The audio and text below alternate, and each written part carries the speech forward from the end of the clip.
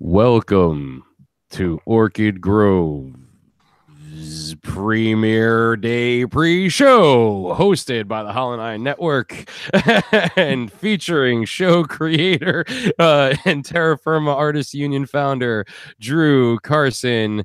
Welcome, everybody. It's about half an hour before showtime. I am Dave the Clone, and I'm proud to be hosting my good buddy Drew and some pre-show hijinks, if you want to call it that. But basically kind of showing Chris Hardwick how to do this shit right and have fun with it. So please, ladies and gentlemen, without further ado, let me introduce the man of the hour, at least a half hour from now. The one, the only, Drew Carson, the Drew Carson, at the Drew Carson on Twitter. Welcome, man. How are you? I'm good. How are you? Good. I mean, it's premiere day, and I'll cheers you on that. Welcome to the world of premiering audio dramas. 2018 was quoted by Forbes.com as the year of audio dramas, so I think it's awesome that we're all jumping in the pool and doing some fun stuff there. Tell us, are you feeling the jitters? Is it kind of like, is it like the first day of having to do the school play? Tell us what it feels like this close to the premiere finally. Yeah, it was fine up until about 2 hours ago, and then that's when it set in. I was like, oh shit, people are actually going to actually listen to this now. Oh, we're doing this thing. This is happening today, huh? This is a real deal. Well, you know, maybe this will be a way to ease into it for you, man, because having a little insider information, I've been waiting for this day for a while as well, and I know some other people, some folks who are going to join us in a few minutes here, actually. So it's just really cool for it to finally have arrived and to be doing the, keeping in with this sort of homage to the old school where you're going to be broadcasting live on milehighradio.com. How does it feel to kind of be, coming so strong? The writing in this is pretty impressive. I think everybody's in for a real treat here, and kind of doing something new but capturing it in that way that's sort of like an homage to the classic days of old school radio shows. Yeah, it was fun to write for a start.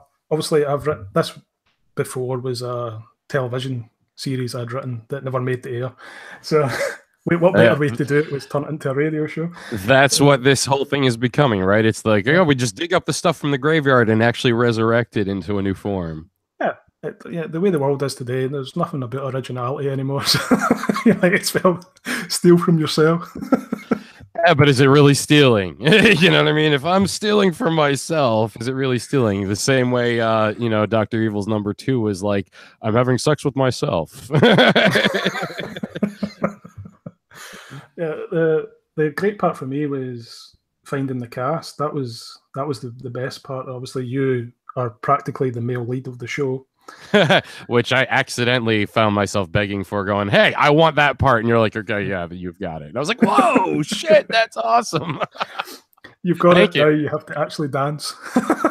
Yeah, it had to do a little Texas two-step here and there.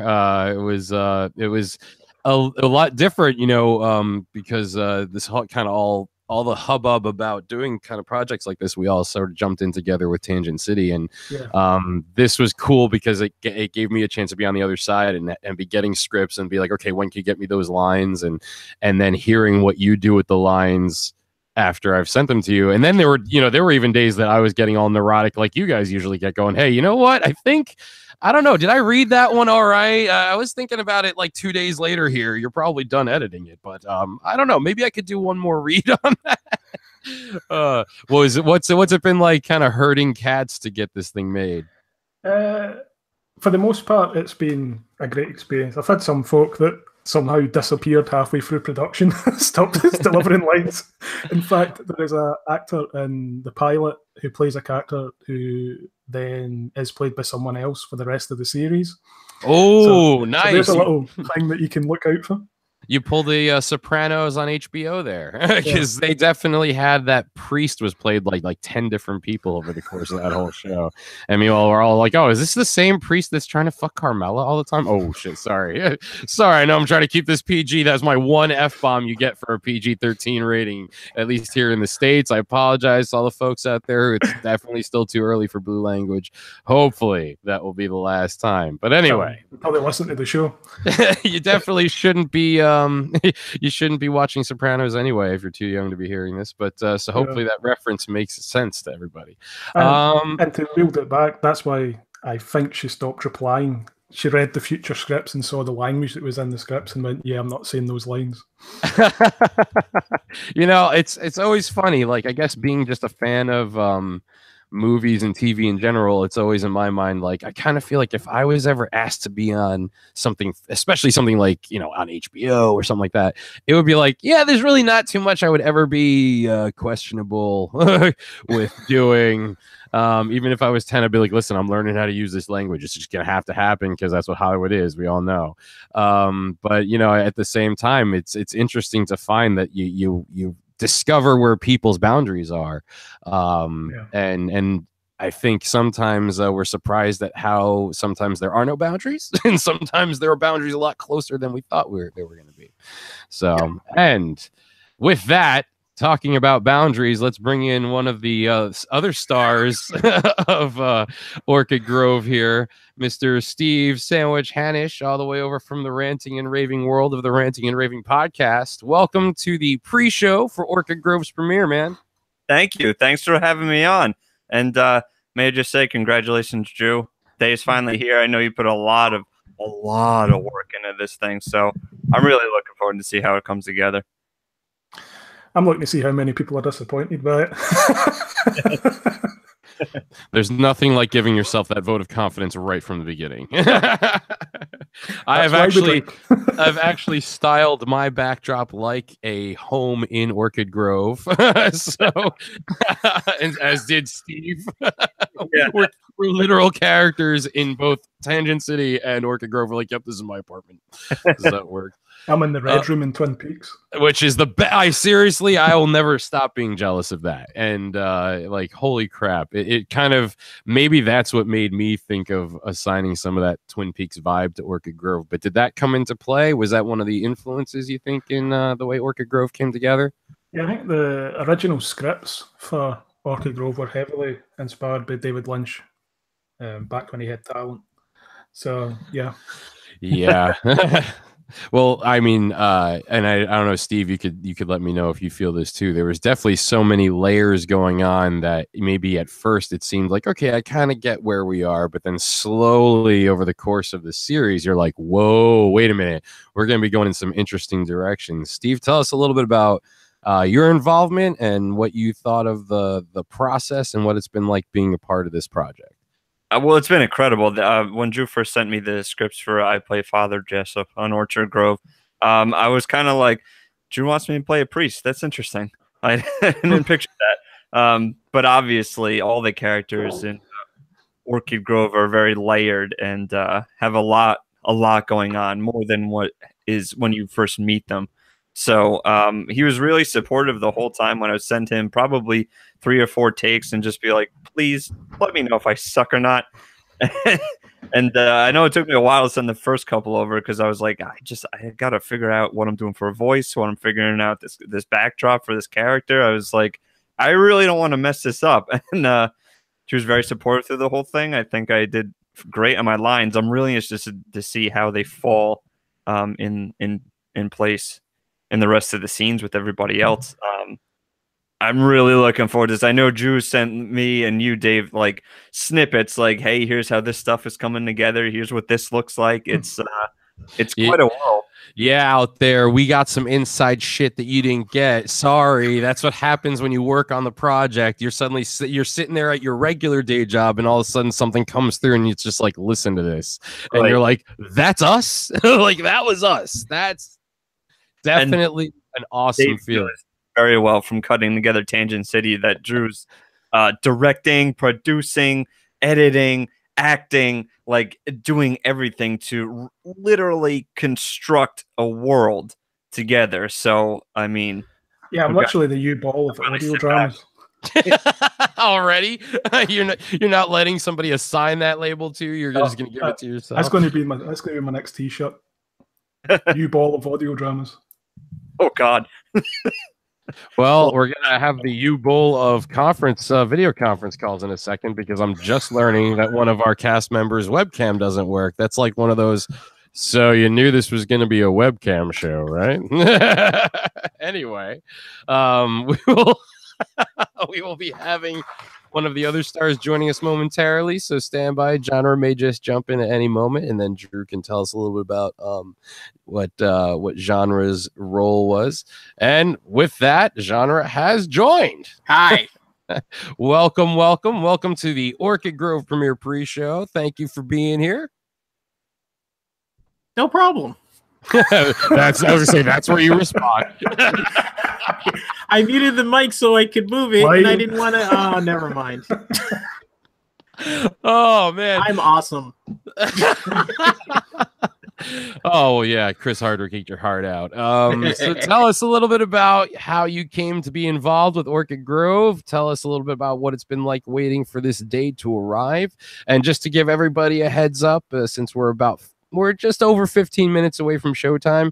We're going to get everybody else in here for a couple minutes each. And unfortunately, just the way the cookie's going to crumble here, guys, whoever is even mid-sentence at 2:59 p.m. Eastern time in the U.S. is going to get cut off, and we'll be back after the show. But at that point, we're going to ask everybody to go over to milehighradio.com and check out the live broadcast. So with that caveat out there, Genre, give us your brief history of the world of you becoming involved. Well, I was born on a written. Okay. Well, I mean, I got involved because I saw a Facebook post in an audio drama group looking for someone to play Chief Fleet, and I was like, yeah, sure, why not? And it was pretty fun. Oh, so you stepped into the Chief Fleet I shoes. did. Was I like not the first choice? Obviously, I was the first choice. No, I'm just saying that. I'm saying part wise, you know what I mean? Yeah, like you could have gone that route without making it awkward, but it's okay. That's what this show is all about. Whatever. I don't care. Inside gossip on it. The first choice was Billy Zane. Well, damn. See, now that you can't feel bad about it. Close second. He was busy, right? I mean, no, I highly offended him at one point. You know. Nah, I can't be true. The Demon Knight. You insulted the Demon Knight. Okay, got it. What was the other question you asked me? I think you covered probably all the yeah, pretty much. Yeah, we were looking for Social Security information and anything else the Russian hackers will use. 1, 2, 3. What would you say you're looking forward to the most about tonight's premiere? And are you as nervous as Drew is about this? No, I'm pretty chill. I think it went really well. I think it sounded great. We got a little snippet, a little preview. The story sounds really interesting. It's one thing I tried to do was not read too much of the script, so I could be surprised. That helps when you're playing the character. The story, I mean, like, it took so many twists and turns, and I read like enough to get into the character and to try to really embody the soul crushing defeat of the character. Wow, soul crushing defeat. I did the same thing, and I think there were probably a lot of times in my raw audio that I sent to Drew where I was just like, "Holy shit, that's happening!" Yeah, right. Like, dude, you gotta warn somebody before it's gonna take a turn like this. You know what I mean? Like, I actually was not giving this the correct tone at the beginning of the page. Let me redo that whole thing. Right. Is this your first audio drama, or is this a world you're very versed in, and this is just sort of the latest project? This is the biggest part I've ever had in an audio drama. Oh, nice. I do small ones with my friends. There's actually one that I do myself with some friends, but mostly I'm on the production side, so it was really interesting doing like a multi-stage part, like not just a one-off or something like that. So that was pretty awesome. Cool, very cool. We're standing by on Stephanie, so I'm going to go ahead and bring Todd in next, who's going to join us and talk about being involved here. Hopefully, TW, join. The process somehow broke down and being explained in the green room. But anyway, when you guys think about what you've heard in other audio dramas or other experiences you've had, when it comes to sort of the way Orchid Grove is going and some of the other shows like within the group, is this something you feel like you're going to be hanging out and taking part in for a while? Is this a world that you feel like you're glad you're a part of? You see a big future for it? I mentioned at the top of the call, Forbes was saying that 2018 is kind of like the year of audio dramas, which is kind of, I mean, who saw that coming, right? How do you guys feel now that you're sort of part of the battlefield about what it looks like for the future of this format? I can't wait. Like I said at the top of my call with Father Jessup, that character, like I said, the first episode was kind of one thing. He seems kind of like this bumbling, okey doke kind of guy. But then from what I've read and performed in the script, plus what Drew's told me about upcoming seasons and storylines, oh boy, it's going to get dark. I'm really excited about it. I'm breaking the darkness. Oh, I'm sorry. Oh, that's okay.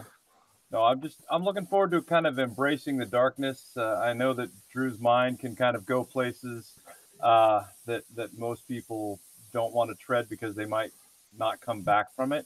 So considering that I seem to be getting pulled into villain roles quite a bit, I just hope I get to do terrible, horrible things. That's T.W. Brown for those of us just joining at home who you've probably heard in some other audio dramas as well, but just stopping in to say hi. I don't know, man. You do the sort of villain with the heart of gold, at least the soothing, luring you in voiced, silver tongued devil kind of thing going on. Those Maybe are always the best villains. Oh man. As far as Orchid Grove, Todd, T.W. Brown, what would you say you're looking forward to for tonight's premiere? Are you as nervous as Drew is? I don't think anybody can be as nervous as Drew probably is because, we just threw our voices out there. He's kind of got this whole thing riding on his shoulders. This is his baby. He put it up for all of us and was nice enough to bring us in. So I'm just actually looking forward to hearing how everybody melds together. I mean, considering, this is sort of like animation in the fact that, we're doing these scenes cold without interacting and hearing the inflection from the other people. So we've got to kind of make our parts resonate and then hope that it bounces well off the people around us. And so we're going to be relying on Drew to kind of mix us all together into this great big Orchid Grove soup of his. Right. And joining the call now, ladies and gentlemen, please welcome the mind behind Appalachian Pie, Mr. Blaine Kerr, also a part of the cavalcade of stars of both Tangent City and Orchid Grove. Mr. Blaine, how are you? I'm doing quite well. How about you guys? Nice sailing. I'm not going to speak for everybody, but so far it seems like we're having fun. How are you feeling about premiere night? Are you as nervous as Drew is? It's probably anybody's been listening since the beginning of the calls like, all right, Dave, stop fucking asking everybody the same question. But that's what you're supposed to do when you bring new people onto the show. You ask the question you asked everybody before. So, Blaine, are you as nervous as Drew is for the premiere tonight? I'm honestly scared as shit because the character that he gave me is so similar to what I consider my own personality that it fucks with me. Wow. Wow. Now, is that done on purpose, Drew? Let's get deeper into this. We've got some psychology being explored in this genre, this creative environment, this creative platform. Was that sort of key in the casting process for you, is sort of trying to match characteristics with characters? At the beginning, no. And then when I was hearing the performance, I was like, well, I'm going to start taking it down further and further down that road. Yeah. The more I got to know him, the creepier I made his character. So this is how we give friends' feedback. You know, oh yeah, man, it was great hanging out with you and your family the other day, and then all of a sudden there's a serial killer in my new thing designed completely after you. Don't take it personally. It's just literally what you make me think goes on at your house when I'm not there. If I can break in for a second, by all means, break away. Drew, you have nothing to be nervous about. This is going to be awesome. Seriously. Oh, it truly is. I mean, the reason I'm like chill right now is be like, yeah, of course it's going to be good. Is there anything you're nervous about, like part wise, when it comes up? It doesn't necessarily even have to be in episode 1, but just don't spoil it. Just let us know, like, when you think about the whole process here, because Drew did this the right way. He's done with it. He's not partway through and is gonna have to take a mid-season break to catch up with work like some other productions have. Totally. Wait, I'm taking a mid-season break. Yeah, I knew that would set off a little bit of a cough alarm there. Is there? I think for me personally, my only concern is that, you know, I'm just wanting to make sure that I didn't overplay, you know, sort of the bad scenes that I've got coming up, because as I said, you know, I've been kind of I love the role I've got because I don't have to be nice to anybody. So I just want to make sure that when I listen to it, the only thing I'm going to be wincing is, you know, if I like overhammed it a little bit. You overhamming something, man? I don't know. I don't know. You've got the subtlety and nuance of horrifically, scarily quiet going on sometimes. You've got a lot of scenes with Dave, so his underselling adds to your overselling. Anybody else have anything they remember from, or any moments where the script just hit them so hard that they're like, well, now I can't wait for this episode to air? Again, teasing for season 2. I can't wait for Father Jessup's storyline. Nice. Yeah, there's a tone change in my character that comes up later that kind of hit me sideways. I was like, oh. I can't talk about it right now. But my favorite part, honestly, my favorite part of the character just starts in episode 1, where just the feeling that I'm just sheriff here, whatever. It was kind of fun to play that, just like, yeah, and try to convey something out of that. So that's going to be interesting to hear, especially like you said, playing off of everyone and how we could all do it cold and still sound so good together. Like that. No, actually, I'm just kind of scared because I don't really know what my character arc is at this moment. Oh, wow. All right, then. Yeah, so that can happen. There's no rules. That's a method to the madness kind of thing, right? That's like a Drew going, oh man, I was hoping he wasn't going to say anything about that. Now I'm going to have to, now I have some explaining to do. Well, I mean, when you think about this show, is there anything you feel like, without spoiling it, that you could kind of give people as a primer? Like, hey, if you were to think of sort of this kind of feel from this show and this kind of tone from this movie, you'd probably be in a good place to start. You know what I mean? I don't know if that is even possible. Twin Peaks was written by Irvin Welsh, is the way I describe it. Wow.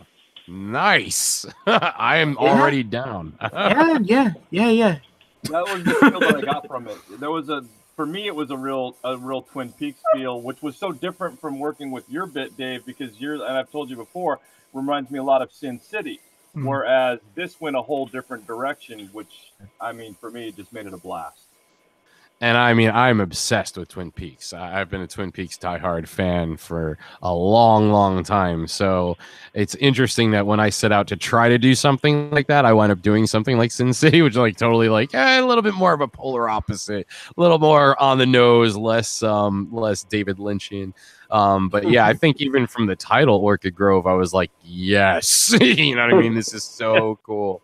Where did some of the ideas for the imagery of like the artwork and just sort of the kind of collateral that you've been using to promote the show, where did some of that come from? Well, that image is basically 2 streets away from my house. Which I just took that photo when I was out walking at night, and it looked cool, so I used it. Find his own doorstep, so he just started taking pictures. I'm lazy like that. And the other images, I was just basically looking for like small town USA, like, you know, apple pie or that type of stereotypical shit. Images like that, and then twisting it. And which is interesting because I always felt like growing up, whenever I look at album covers, I'm like, so is this like someone just like walking down the street and they saw like a piece of garbage with some gum stuck to it and it half covered some spray paint, and they were like, if I get close enough and click that, no one will even know what it is, and that's the cover of my next album. And I think that's one of the cool things about these sort of indie projects where we can do this level of production and do it ourselves, which it used to be. Oh, come on, man. you never listened to Jethro Tull? You never like thought, where did this guy see? Oh my god, this trash on my album. That's good pull. You gotta have something to throw back at that, man. That was like almost an accusatory question. I think the first question is he old enough to remember actual albums in the stores? I mean, yeah. Yes, I am. Artwork matters. Those are those frisbees, right? Oh, dude. Well, now let's just throw that in. We have a couple minutes before showtime here. We're like 2 minutes away. Did any of that come into play for you, Drew, when you were thinking about the way this story was set up and being told, as far as, you know, we have some challenges with the medium being non-visual, so some things that usually would be handled by picture, you have to find a way to handle with sound, but sound design also kind of sometimes leaves us limited, so you wind up using like phone rings that are from old phones that no one uses anymore. What was that like, trying to make your vision for what time that the show was set in match our capabilities and ability to portray that time with audio design? Basically, I wanted to try and make it slightly timeless. So although there's people have mobile phones, everyone has the same bloody phone ring. No one has a ringtone. Because surprise, surprise, pop music's quite dear. So if you want to get ringtones, it would really up the scale of the budget. Other than that, the list stuff. The thing I didn't want to do was have people describe what was happening. Right. Because when you listen to a lot of audio dramas, people go in and they're like, and she was standing in the corner of the room, you know, and her hair looked like this, and she was wearing this type of dress. That just forced the shit out of me. So I wanted it was like you were listening to the telly with like with a shit picture, basically. Just turn it off. I'll imagine it. Forget it. Leave me alone. All right, guys. Well, we are so close. I think it's time for us to say goodbye. Give everybody out there a chance to go grab something to drink, run to the bathroom, do what you need to do. Go over to milehighradio.com. That's MILEHIRADIO.com and check out the live premiere of Orchid Grove. I want to thank everybody for joining us for the pre-show. I want to thank Drew for putting this whole thing together. Check us out at TFAU. Check him out at Terror Firma Media and Terror Firma TV on YouTube. And go listen to the premiere of Orchid Grove. We'll be back after the show for more. Take it easy. Catch you in the big, guys. Bye.